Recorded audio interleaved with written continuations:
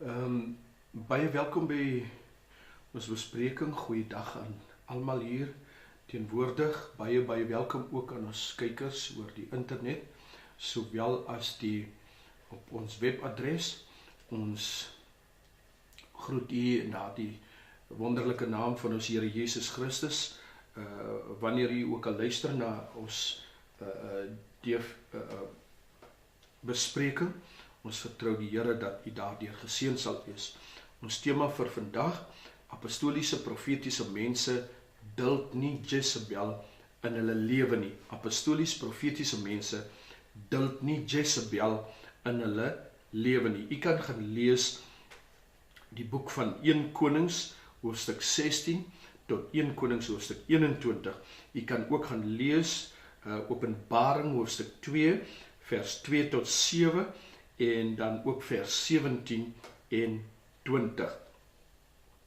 Nou, dis belangrik dat ons weet wie en wat Jezebel is. Die Here is baie ernstig wanneer hy met ons praat in Openbaring hoofstuk 2. Hy sê hy ken ons werke, in vers 2 sê hy ken ons werke, en hy weet ook dat ons hierdie goddelose mense nie kan aanvaar nie, dat ons hulle nie kan staan nie, dat ons het hulle berispe, dat die kinders van die Here het hulle berispe, en dat hulle self apostels noem, maar dat dit gevind is dat hulle nie apostels is nie, maar dat hulle leenaars is, en hulle dus nie apostels is nie.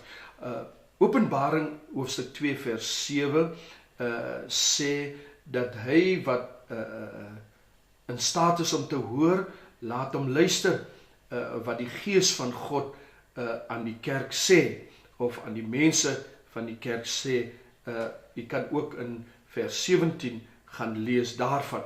Dan in vers 20 sê die Here, ek het een ding het ek teen jou, en dit is dat jy Jezebel, die vrou Jezebel, wat haarself 'n profetes noem, dat jy haar in jou omgewing toelaat of duld.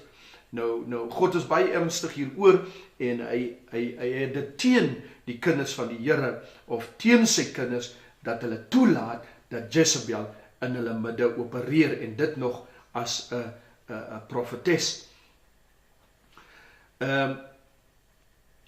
God sê dat dit hierdie vrou Jezebel is, wat sy diensknegte weglei, en in verkeerde dade betrokke maak, soos seksuele verkeerdelike seksuele omgang, en kos eet, voedsel inneem van hierdie afgode, en dan ook offerhande bring aan afgode. Dan sê die Here in vers 21, hy sê, ek het haar tyd gegee om te bekeer van haar immoraliteit, dit wat 'n simbool is van afgoderry, en maar sy het dit nie gedoen nie. Sy het haarself daarvan weerhou om haarself te bekeer. Dan in vers 22 en vers 23 waarsku die Here vir ons dat hy sal neerkom op almal daardie mense wat nie bereid is om hulle te bekeer nie, en hulle van hulle verkeerde weer nie, en hy sal met die doodstraf. Nou, dis belangrik dat ons weet dat God is 'n God van liefde, God is 'n God van genade, hy is 'n God van guns, maar hy is ook 'n verterende vuur. En ons weet, net soos in die geval van Noag, net soos in die geval van Lot, is hy ook 'n God wat sonde straf. So, God is lief vir alle mense, maar hy haat sonde. Wat is 'n gees van Jezebel? En of dan ook 'n gees van rebellie.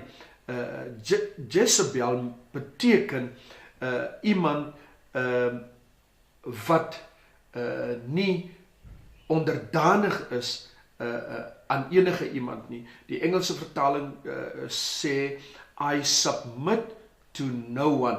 Iemand wat geensins onderwerp aan gesag nie, maar wat self altyd in beheer wil wees. Die ooreenkoms tussen die Ou Testamentiese en die Nuwe Testamentiese Jezebel is die volgende. Ou Testamentiese Jezebel het Israel en Ahab het hy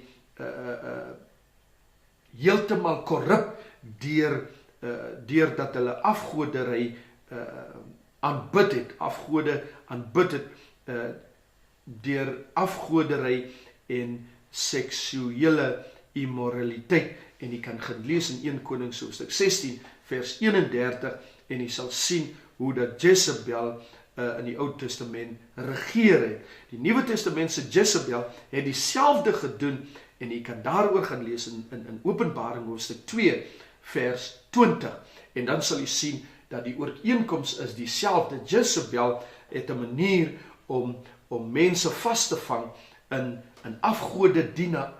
afgodediens en seksuele immoraliteit. Die faktore wat Jezebel dan aktiveer, sal ons sien is die volgende. Die faktore wat die gees van Jezebel aktiveer is swak leierskap en begeerigheid. Swak leierskap, begeerigheid. Die Engelse woord verklaar dit as weak leadership en covetousness. Covetousness beteken begeerigheid, gierigheid, hebsig, inhaligheid en eie gewin. Dit is belangrik dat ons hierdie woord covetousness moet onthou, want in Afrikaans het dit 'n geweldige groot beskrywing van vleeslikheid.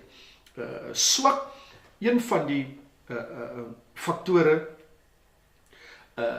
is 'n swak man wat die gees van Jezebel by die huis aktiveer. 'n swak eggenoot wat die gees van Jezebel aktiveer. En dan sien ons in die kerk is dit 'n swak leier wat die gees van Jezebel aktiveer. 'n swak leier. Daarom is dit so belangrik vir leierskap dat hulle moet weet wie God is. Hulle moet die stem van God kan identifiseer en hulle moet hulle opdragte direk van God ontvang. In 1 Konings hoofstuk 21 sien ons dat Jezebel is stil en onaktief totdat Ahab se swakhede manifesteer. Jezebel kom nie na vore totdat Ahab hierdie probleem ondervind in sy swakheid en sy gierigheid of begeerigheid nie. Swakheid en gierigheid maak deure oop vir 'n Jezebel betreding. Met ander woorde, 'n gees van Jezebel, 'n gees van rebellie om in te sluip in 'n plek waar die kinders van die Here is of die kerk van Christus, maak hierdie swakheid en gierigheid of begeerigheid of hebsig of inhaligheid of eie gewin maak deure oop vir 'n gees van Jezebel, gees van rebellie. Die karaktertrekke van 'n gees van Jezebel is die volgende. Die karaktertrekke van die gees van Jezebel en waar Jezebel infaseer het en waar hy teenwoordig is, gaan ons in ons volgende gedeelte gaan ons daaroor praat en gaan ons sien hoe dat Jezebel homself manifesteer en hoe dat Jezebel homself in 'n vaste plek kry in die lewe van die kinders van die Here wanneer daar nie gedeel word met hierdie gees van Jezebel nie, of hierdie gees van rebellie nie. So baie dankie dat u na ons eerste gedeelte geluister het. Wanneer ons terugkom, doen ons die finale gedeelte van hierdie Jezebel gees. Baie dankie.